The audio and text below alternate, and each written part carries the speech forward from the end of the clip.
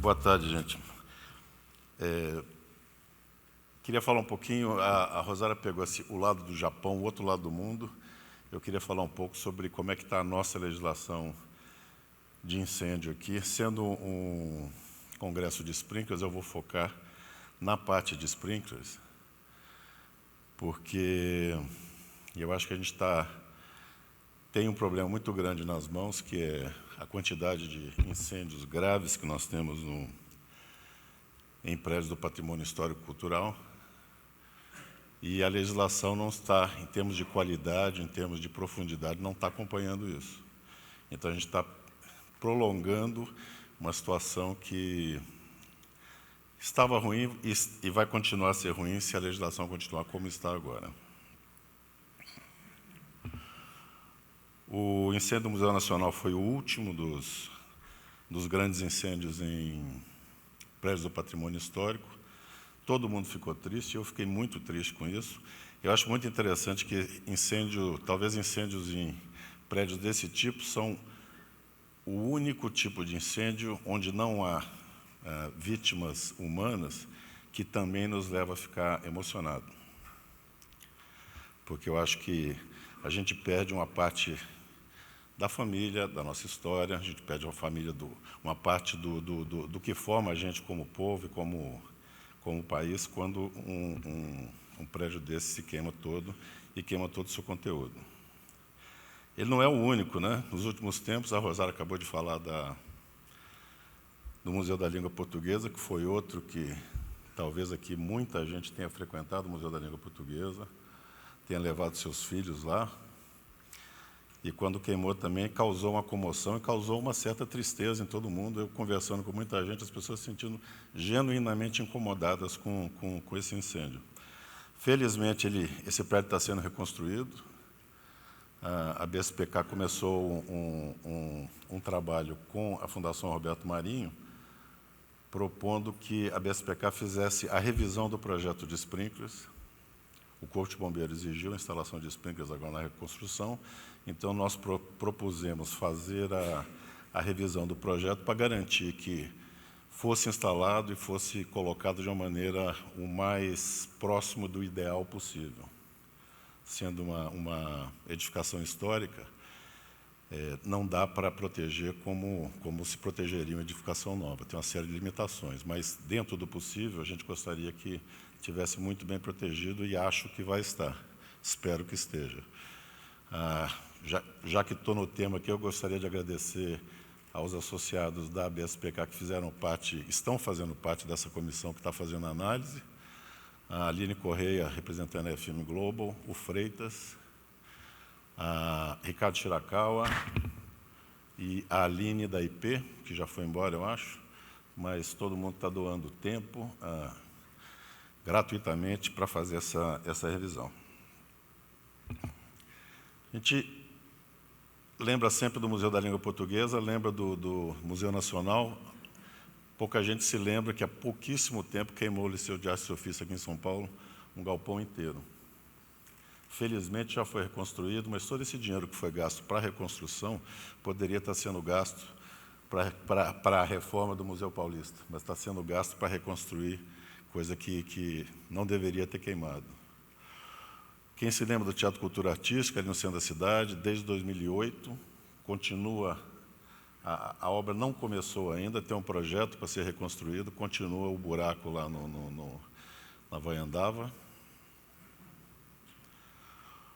Todo mundo tem alguma relação afetiva com o Instituto Butantan, de alguma maneira. É a maior coleção de espécimes de cobras, serpentes do mundo, queimou também da mesma maneira. Infelizmente, foi reconstruído sem proteção por sprinklers. Existem alguns que são mais prosaicos, apesar de muita gente não concordar. A telenovela é um negócio para o Brasil é importante, para as pessoas é importante. Lá na ECA queimou o Centro de Estudo, o Núcleo de Pesquisa de Telenovelas, alguns anos atrás. Grande parte do material original que estava guardado lá, contando a história desse gênero, foi para o espaço também, não temos mais. 2011, a Universidade Federal do Rio de Janeiro tem um histórico meio ruim de incêndios. Parece que nos últimos anos foram coisa de 7 ou 8 incêndios importantes lá, não somente em prédios históricos, mas incêndios. Esse foi um que queimou a Capela São Pedro de Alcântara, feito em 1850, trabalho de corte e solda, trabalho a quente durante a reforma. Já foi comentado aqui também o auditório do Memorial da América Latina. De todos esses que eu mostrei até agora, o único que era protegido por sprinklers. E a importância, já falamos várias vezes aqui, a importância do projeto bem feito. Queimou porque tinha um projeto mal feito. Tinha um projeto que, ao se cortar a luz do prédio, se cortava a bomba de incêndio também.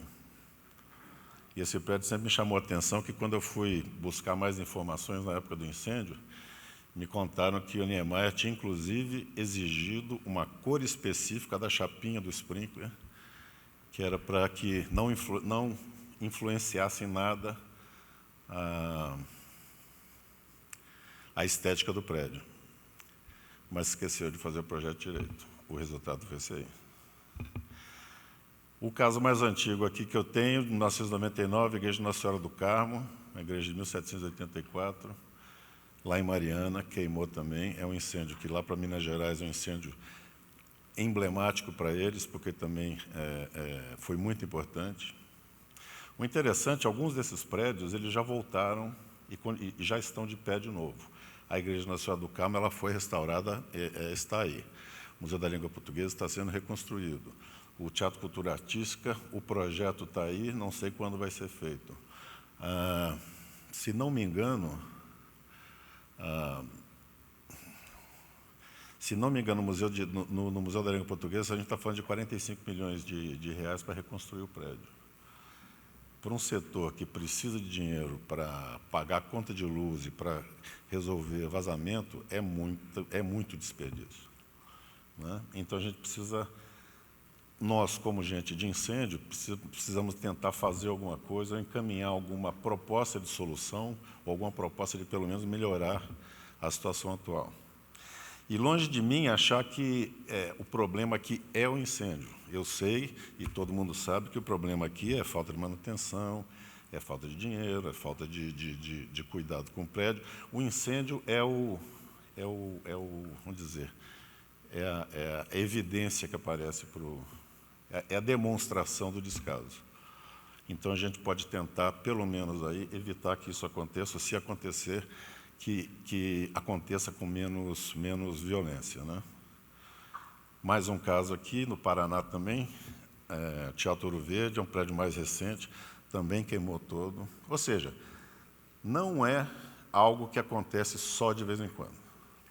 A gente não presta tanta atenção, mas quando junta todos eles, a gente vê que nós devemos estar aí na frente de vários países como queimadores de patrimônio nacional.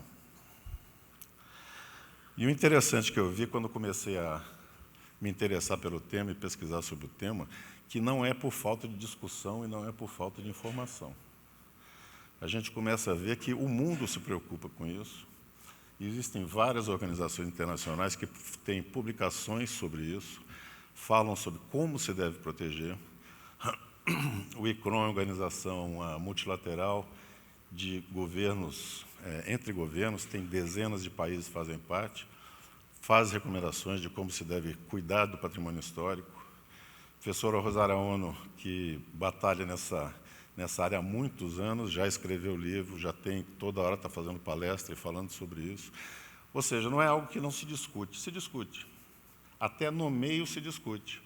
Teve, ano passado, não sei se alguém aqui participou, 2 dias de discussão realizado pela Fundabom sobre como se deve proteger o patrimônio histórico. Mas o que eu tenho visto, e estou pensando aqui nesse nosso mundinho de sprinkler, é que está se criando um novo mito com relação a sprinklers, parecido com aqueles sprinklers não salvam vidas, sprinklers abrem todos de uma vez só, quando molha o chão, o pessoal escorrega na hora de ir embora. Coisas que começam-se a falar e o outro repete, e o outro repete. E o que estão falando agora é o seguinte: água não pode se misturar ao museu. E isso virou, aparentemente, o item que é repetido por todo mundo que trabalha nessa área. E, infelizmente, isso está se refletindo na legislação do Brasil. Então, a legislação de incêndio da gente, hoje em dia, trata a água como se fosse algo que vai causar problemas ao museu e não salvar o museu contra o incêndio. Eu peguei alguns pontos aqui só para mostrar para vocês, porque me chama a atenção a linguagem. A IT de São Paulo, a IT 40, ela tem o grande mérito de ser, talvez, e alguém pode me corrigir aí, mas acho que é o primeiro documento no Brasil feito por um corpo de bombeiro tentando regulamentar a questão de proteção do patrimônio histórico. Ela, se não me engano, é de 2011, foi agora, saiu a edição nova de 2018.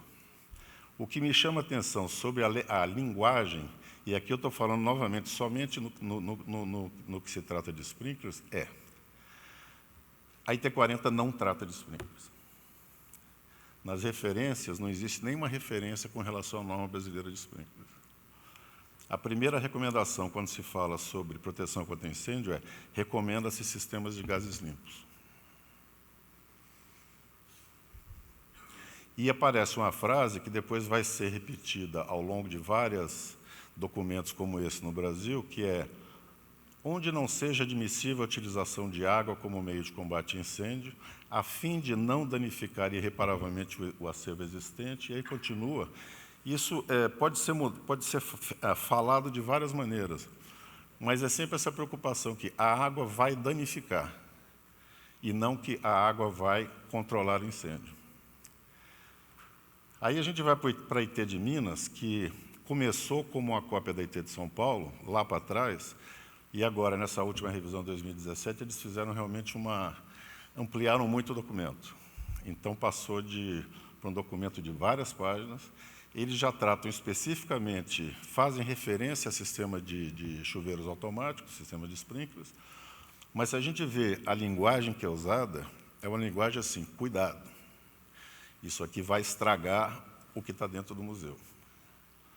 E me chama muita atenção porque o que você está pensando aqui não é um sistema que vai apagar um incêndio, é um sistema que, em momentos onde não há incêndio, vai estragar as coleções, vai estragar o acervo.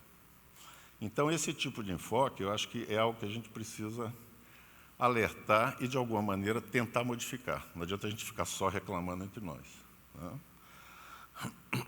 E a gente vê cuja preservação seja incompatível com a utilização de água, acervos que são incompatíveis com água.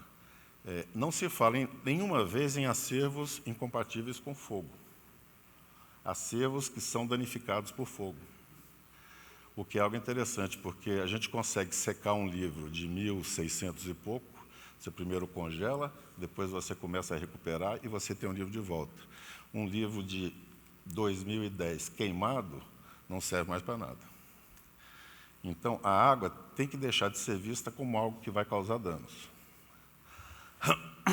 E eu acho que isso aqui culminou com essa portaria do IPHAN, que saiu logo depois do incêndio do Museu Nacional, que foi uma resposta que o IPHAN precisava dar, foi muito criticado pela maneira como estava conduzindo toda a questão e tal. Então, publicou um documento que traz muita coisa boa, sem dúvida traz. Mas, se a gente lê o item 12.2, aí já chegou no ponto em que ele não só fica com medo da água e diz, cuidado com a água, ele diz assim, somente será permitida a utilização, ou seja, basicamente proíbe o uso. O que aí já é mais grave ainda, porque deixa de ser uma não recomendação para uma proibição de uso, novamente aquele termo que eu estou dizendo, que é o de acervos que sejam incompatíveis com água. E eu já procurei em vários lugares o que é o acervo incompatível com água. E o que eu descubro é que o acervo incompatível com água é aquilo que a pessoa que é responsável pelo local acha que é incompatível com água. Em condições normais, ninguém vai colocar uma tela dentro de um balde d'água, obviamente. Ela é incompatível com água. Em condições de incêndio, essa água que vai cair do sprinkler é o que vai fazer com que essa peça não seja perdida. Para comparar, eu fiz o seguinte, eu peguei 3 exemplos de recomendações ou legislações ou manuais de proteção contra incêndio em locais de patrimônio histórico e cultural, para ver como é que eles tratam essa questão. Então, o ICROM que eu falei anteriormente, que tem outros manuais, tem um que eles chamam do ABC Method, que é o método de gerenciamento de risco. Como é que você avalia risco e o que você faz? E é um negócio bem radical, porque aí você vai ver, quando ele está falando sobre proteção contra incêndio, fala que um sistema de sprinklers automático é o método mais importante de proteção contra incêndio que uma propriedade cultural pode ter. Alguém tá errado aí, porque é da água para o vinho. Se a gente vai para... Eu não vou entrar na NFPA 909, porque vai ter uma palestra inteira sobre isso, mas ela é clara a respeito do uso de sprinklers. Se a gente vai nos anexos dela, tem aqueles números que muitos de nós já conhecemos, qual que é a eficiência dos sistemas de sprinklers. A gente está falando de 90% controlado por até 3 bicos. 3 bicos de sprinkler abertos, controlando o incêndio, em 90% dos casos, é uma quantidade de água muito pequena e um preço muito pequeno para se salvar um edifício do patrimônio histórico. E esse último caso aqui, que eu gosto muito, para quem já esteve lá em Washington, num lugar que chama Smithsonian Institution, é um conjunto de museus, são vários museus que tem em Washington, muito interessante, tem vários tipos, cada um com especialidade. E eu fui no manual de proteção contra incêndio do museu. E tirei algumas coisas do tipo assim, não é uma questão de opção de toda nova área tem que ter um sistema de sprinkler, ponto. Toda nova exposição, ou seja, aqui a gente tinha elefante empalhado, agora a gente vai ter quadros. Tem que ser reavaliado a condição do sistema, a densidade atende, o tipo de sistema atende, senão ele tem que ser modificado para atender aquela área. E um negócio que aí já me chamou a atenção, que eu realmente não sabia. O uso de sistemas de agentes limpos, que a gente aqui está insistindo que seja usado, que é a melhor solução para a proteção desse tipo de edifício. Sistemas de exceção dos agentes limpos são indicados para a proteção de alguns tipos de ocupações, riscos e edificações especiais. Sistemas de agentes limpos não são um substituto para sistemas de sprinkler. Ou seja, é uma proteção adicional. É assim, você colocou o sistema de agentes limpos, funcionou, o sprinkler não funcionou, está tudo resolvido. Não funcionou, era um incêndio profundo, que o gás não consegue chegar, vai começar a colocar em risco o prédio, porque chegou a uma temperatura muito alta, aí entra o sistema de sprinklers. Mas ele entra não como o sistema básico, mas como um sistema de backup. Eu estou mostrando esses casos porque eu acho que é tão radical a maneira de se ver de um e de outro, que a gente tem que ter na nossa legislação, a gente tem que chegar em algum meio termo. A gente tem que chegar em algum ponto menos radicalmente contra o uso de água. Exemplos de museus que têm sprinkler nos Estados Unidos. Aqui tem alguns que eu peguei, eu sei que tem muito mais do que isso, mas esses são nomes que são conhecidos. Né? O Smithsonian eu acabei de falar aqui agora, o Getty Museum lá em Los Angeles, que é esse branco que está na foto aí, que é uma potência em termos de tamanho e tudo mais, tem sistemas bastante sofisticados aí dentro. E esse medo da água não existe dessa maneira. Né? Mas aí muita gente vai falar assim, mas isso é Estados Unidos os caras adoram sprinkler. Não é só nos Estados Unidos que tem. Tem em outros países. O mais interessante aí dessa lista eu achei o Louvre. Porque você convencer um francês a colocar sprinkler é quase impossível. Convencer a pôr sprinkler no museu é milagre. O museu foi construído agora na cidade de Lens, ele tem proteção por sprinklers. Na Inglaterra, bastante, na Escócia, bastante. A Inglaterra passou por 3 grandes incêndios nos últimos anos, em propriedades do patrimônio cultural e histórico. Está fazendo a instalação de sprinklers na reconstrução. O que eu sugiro? Porque eu acho que é muito fácil a gente chegar aqui e ficar reclamando, e a gente tem que fazer uma proposta de alguma coisa. Então, a proposta que a gente tem que fazer, eu acho, para começar, a gente precisa entrar como associação, como grupos que trabalham com incêndio, e pedir, sugerir e trazer informações para que a gente possa fazer uma revisão na legislação de incêndio que existe hoje, que são, basicamente, as ITs de Minas e São Paulo, porque o Brasil inteiro copia, e a regulamentação da portaria do IPHAN. Ao menos que a gente possa apresentar dados, que a gente possa apresentar informações para que se volte atrás disso. Eu sei que tem muita gente que não gosta de norma da BNT. Eu, depois de muito tempo, virei fã de norma da BNT. Porque a norma da BNT ela é seguida em qualquer lugar do Brasil. Tem muita gente que não tem acesso às internacionais, mas se você faz uma norma brasileira, mesmo que ela seja quase totalmente copiada de uma norma internacional, ela tem muito mais chance de ser seguida. E já estava na hora da gente fazer uma norma que trate desse tipo de ocupação.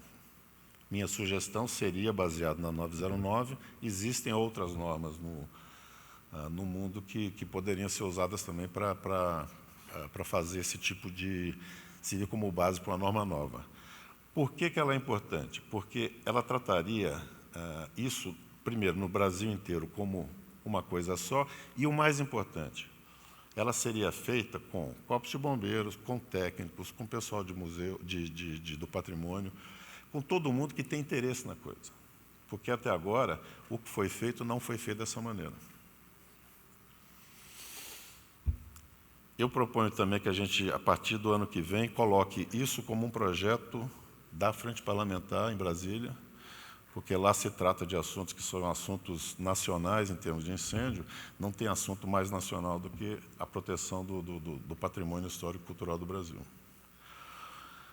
E a 4ª sugestão para 2009, que eu pretendo tentar empurrar, e acho que a BSPK tem que estar nesse trabalho, outras associações que estejam interessadas, é educar, treinamento, falar com as pessoas, mostrar como funciona, porque a gente vê que muita coisa de incêndio, ela é mal feita, não tanto por má fé, mas por ignorância mesmo.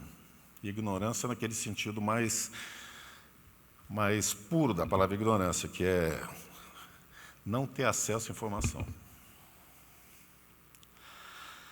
Para terminar, estourei meu tempo um pouquinho aqui, mas a gente vê que vocês se lembram da famosa Biblioteca de Alexandria, que teve no Egito há muito tempo atrás.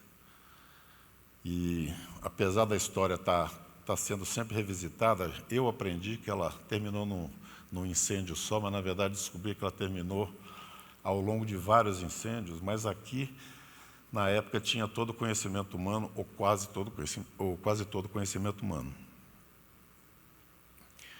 E muita gente diz que talvez a gente já soubesse muito mais do que sabe hoje se não tivesse sido destruída a biblioteca.